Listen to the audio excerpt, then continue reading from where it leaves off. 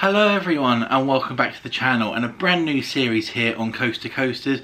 This is going to be a brand new series following a variety of different episodes covering the ultimate guide to cruising. Now what I'm going to do in this video series is highlight everything you need to know about cruising, from what to consider if you're booking a cruise, to choosing which cabin, embarkation, arranging different excursions and so much more. So join us here for a brand new series on Coast to Coasters. Let's go! Welcome back to the channel. Ready for another cruise? Let's go! So firstly, I wanted to start with a big welcome. If you're new to the channel, welcome. We're Coast to Coasters and we make cruise videos on a variety of different experiences and topics. We do reviews, cabin tours, or show our day-to-day vlogs on board our cruises. We often cruise as a family, but we also sometimes cruise as a solo individual as well. We have a variety of different experiences so far. We've done loads of different cruises, from family cruises to solo to adult only and so much more. We've got lots more cruises planned as well, and we're always looking for a bargain and our next little adventure. But if you are new to the channel, welcome. I'm going to ask now, if you're new to the channel and you like the content, please consider hitting the subscribe button down below. It's completely free and it really helps us out a bunch. We're currently approaching 4,000 subscribers and it would be fantastic to have you along with the journey for us. But in the meantime though, let's crack on with episode 1 of a brand new series, and that is Cruising for Me? Now in episode 1, what I thought I'd do is I'd talk about, is cruising for you?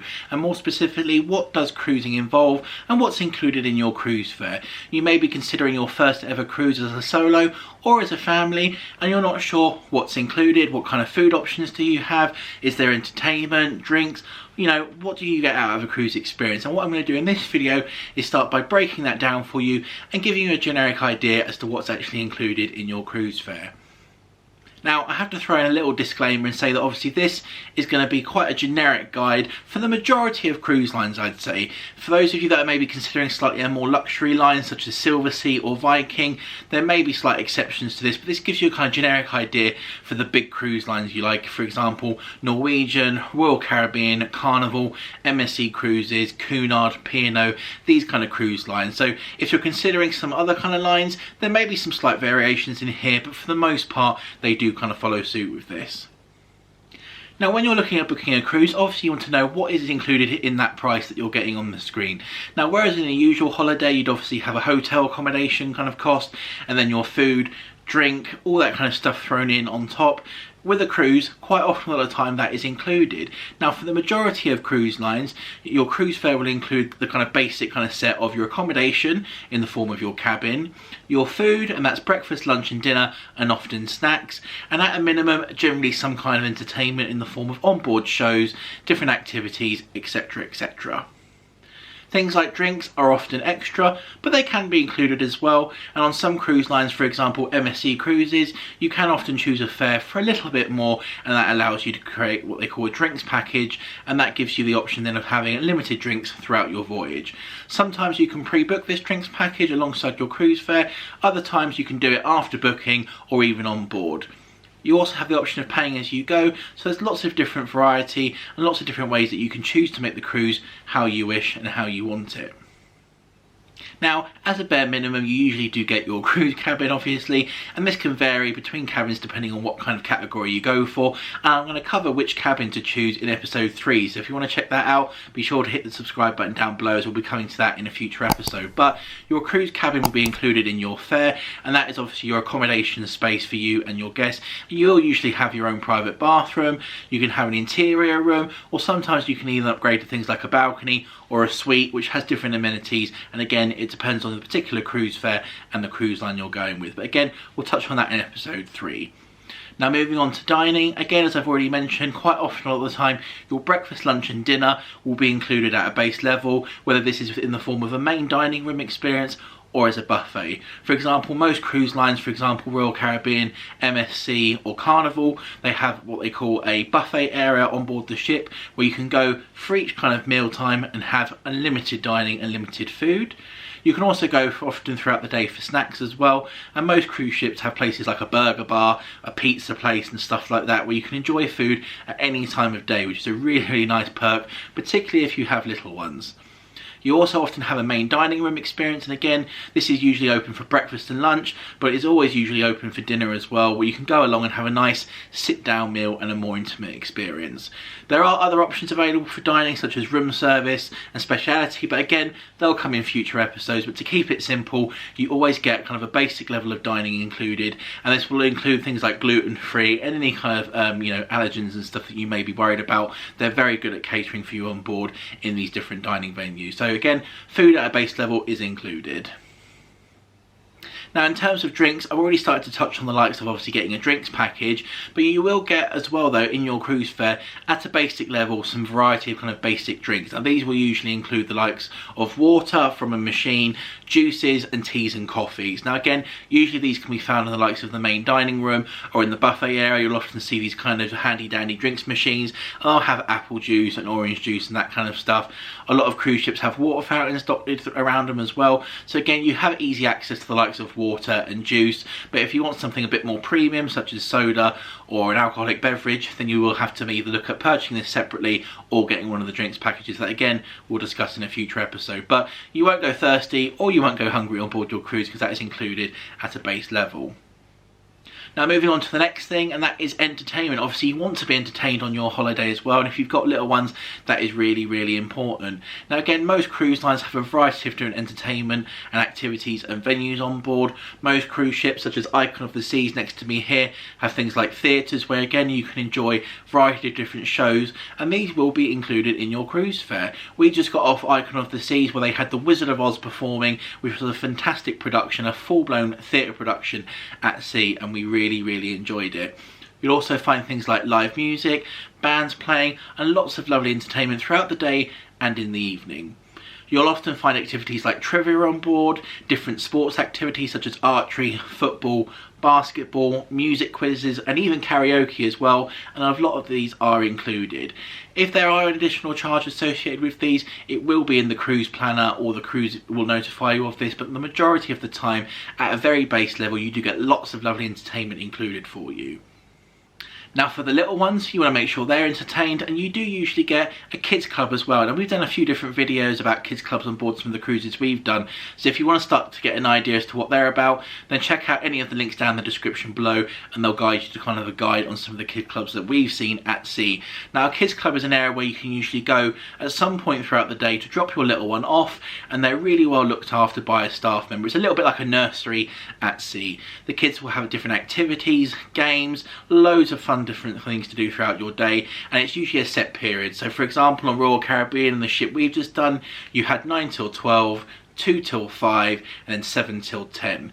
A lot of cruise lines do have an additional service as well, where you could have them slightly later in the night, but there will be an additional charge. But genuinely, most kids clubs are completely free, and you can drop your little one off and go and enjoy as many activities as they want while you go and experience something else on the ship. It's a fantastic thing for little ones to do. They absolutely love it.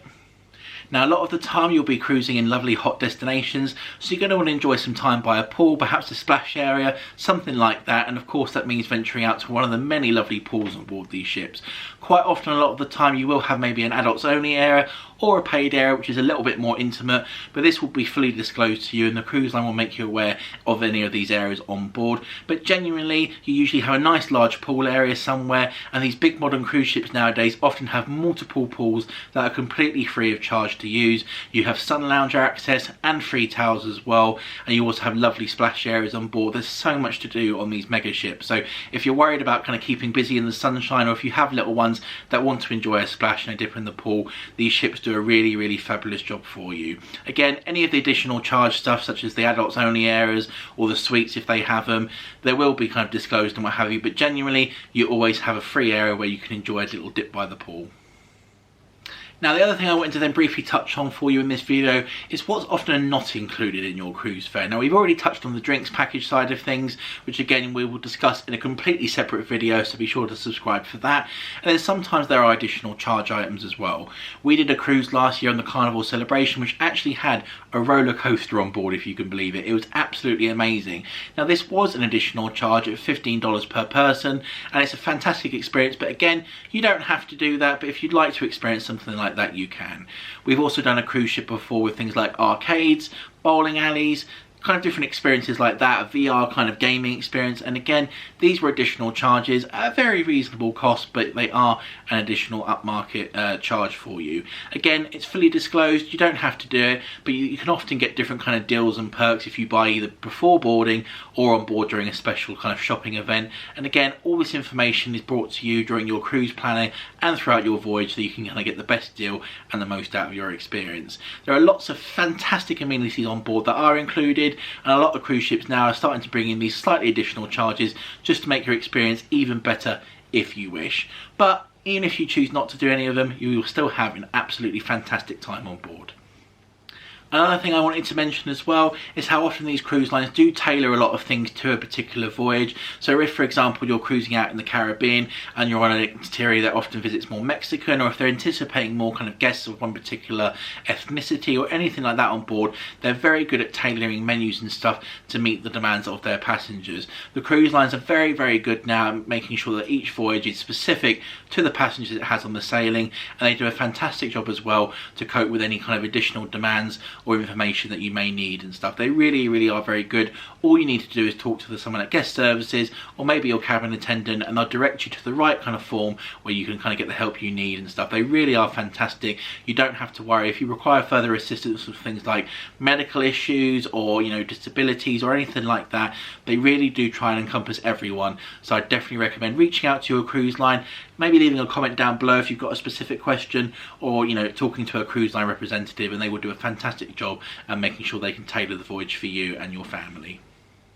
So there we have it then, a short guide to what you get in your cruise fare at a basic level. Now again, sometimes this does vary depending on the cruise line, but generally for kind of mass cruising, if you like, on the likes of Royal Caribbean, Carnival, Norwegian and MSC, this is genuinely what's included at your fare at the base level. So if you purchased a cruise with your family, you know at the minimum you're going to get your cabin, food and some basic drinks and a lot of entertainment. If you wish to do anything extra, obviously purchase excursions, you can do all that, but we'll cover that in a separate video later on. But that's all for this video. Obviously you may be considering a cruise yourself, and if you are, I'd love to hear about it down in the comments below. So be sure to let me know any queries you have down there, any questions. Are you nervous? Are you worried? Are you excited? We want to hear it all, and we cannot wait to get back to you and have a chat about it. So that's going to be all for this video. Episode 2 will be on very shortly, and we're going to be going through which cruise line. So you've decided on which cruise to do, but which one do you pick? We'll discuss that in episode 2. So be sure to hit the subscribe button down below for that. But that's all for this video though. Many thanks for watching. We will see you in the next one. Bye! Please hit that subscribe button and help us on our way to 4,000 subscribers.